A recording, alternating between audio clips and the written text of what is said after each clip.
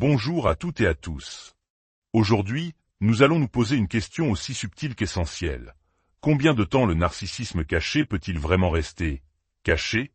On pourrait penser que ce masque peut tenir éternellement, mais ce serait aussi probable que de trouver un diamant pur en se promenant sur la plage. La vérité, c'est que la durée pendant laquelle cette facette dissimulée peut perdurer est bien plus variable et complexe qu'on ne l'imagine. Avant de plonger dans ce sujet délicat, si vous appréciez ce genre de contenu qui vise à éclairer et à soutenir, un petit pouce levé ou un abonnement est un geste simple qui nous aide énormément à toucher plus de monde. Considérez-le comme une manière de diffuser la connaissance et la bienveillance autour de vous. Dans l'imaginaire collectif, le narcissisme est souvent associé à une image très précise, presque caricaturale. Pensez Y, le personnage de film arrogant, vantard, qui étale sa réussite, qui conduit une voiture de sport rutilante et méprise les serveurs. Ou encore cette figure mondaine, snob et superficielle. C'est l'image que la culture populaire nous a longtemps renvoyée. Un individu égocentrique, bruyant et ouvertement méprisant. Le problème de ce cliché, c'est qu'il nous a rendus aveugles à une forme de narcissisme bien plus insidieuse. Car de nombreuses personnes, en repensant à leur rencontre avec un narcissique caché, ne se souviennent absolument pas de ce genre de signaux d'alarme. Au contraire, leur souvenir évoque quelqu'un de sincère, de serviable, d'intelligent, parfois même de timide ou d'anxieux en société. Pas de paillettes, pas de charisme écrasant, pas de confiance en soi affichée à l'extrême. L'exact opposé du stéréotype. Le narcissique caché partage pourtant le même noyau dur que le narcissique grandiose. Un manque profond d'empathie, un sentiment de supériorité, un besoin constant d'attention et une très mauvaise régulation de ses émotions. Mais toutes ces caractéristiques s'expriment en sourdine, de manière détournée. Ce n'est pas un feu de paille spectaculaire, mais un feu de tourbe qui couve lentement sous la surface. Alors, la grande question demeure, à quel moment ce feu souterrain finit-il par percer la surface? Quand le masque se fissurte-t-il? Il n'y a pas de garantie, pas de date d'expiration fixe. Cependant, le mécanisme de révélation est presque toujours le même. Le narcissisme caché se dévoile lorsque la personne est confrontée à une frustration, à un sentiment de honte, à une perte de contrôle, ou à une menace pour son ego fragile. Cela peut être déclenché par des événements de vie anodins pour la plupart des gens. Une promotion qui n'arrive pas. Un patron qui le critique.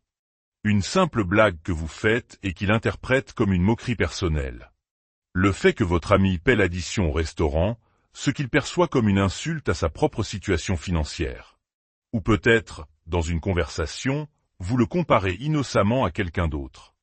Dans ces moments-là, quelque chose bascule. La façade soigneusement construite de la personne calme, gentille ou compréhensive s'effondre. Et la réaction que vous observez est soudainement intense, disproportionnée, parfois même volcanique. Une colère froide, un mépris glacial, une bouderie passive-agressive qui peut durer des jours, ou une victimisation théâtrale où il se présente comme la plus grande victime du monde. Et c'est là que le piège se referme. Parce que jusque-là, la relation n'était pas toxique. Vous n'aviez pas identifié de manipulation ou de contrôle flagrant. Alors, face à cette première explosion, votre premier réflexe ne sera pas de penser « c'est un narcissique ». Ce sera de penser « qu'est-ce que j'ai fait de mal ?» Malheureusement, une fois que ce masque est tombé une première fois, il ne se remet jamais vraiment en place. Vous ne pouvez plus l'ignorer. C'est comme voir une fissure dans un mur. Même si on la rebouche, votre œil sera toujours attiré par cet endroit. Le génie de la colère est sorti de sa lampe, et il est impossible de l'Y faire retourner. Alors, combien de temps cela prend-il? L'expérience clinique et les témoignages de survivants montrent une tendance.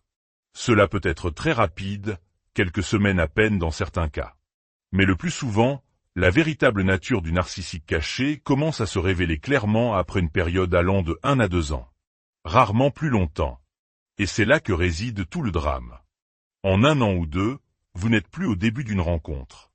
Vous êtes investi émotionnellement. Vous avez construit une histoire commune, des projets, peut-être même une famille. Et parce que les débuts étaient, en apparence, si normaux, si bons, vous entrez dans un cycle dévastateur d'auto-accusation et de confusion. Vous vous dites, tout allait bien avant. C'est moi qui ai dû dire ou faire quelque chose qui a tout gâché. Et le narcissique caché, maître dans l'art de la culpabilisation subtile, ne fera rien pour vous dissuader de cette idée. Vous commencez alors à naviguer dans un océan d'émotions contradictoires. Vous oscillez entre la pitié pour cette personne qui semble si malheureuse et si incomprise du monde entier, la colère face à son comportement injuste, la frustration de ne jamais pouvoir avoir une discussion constructive, la culpabilité qu'il vous fait porter, la peur de sa prochaine réaction, et l'espoir tenace que les bons jours du début reviendront. C'est un véritable flippé émotionnel qui vous épuise à petit feu. L'autre difficulté majeure est que votre entourage ne voit rien. Ces comportements manipulateurs, ces crises de colère froide, cette victimisation paralysante, tout cela se déroule à huis clos. En public, la façade reste souvent intacte. Vos amis et votre famille voient toujours la personne charmante, serviable ou discrète du début, ce qui renforce votre sentiment d'isolement et vous fait douter de votre propre perception de la réalité. En conclusion, le narcissisme caché ne peut pas rester caché indéfiniment. Les fissures apparaissent inévitablement, généralement dans un délai d'1 à 2 ans, lorsque la vie et ses défis viennent tester les fondations fragiles de l'ego de la personne. Mais ce délai est précisément ce qui le rend si destructeur. Ce n'est pas une agression frontale, mais un poison lent qui s'infiltre dans la relation, vous laissant confus, épuisé et doutant de vous-même. Reconnaître ces schémas n'est pas chose facile, mais c'est la première étape cruciale pour se protéger et commencer à guérir. Si vous avez vécu cela, sachez que votre confusion est légitime et que ce que vous avez ressenti était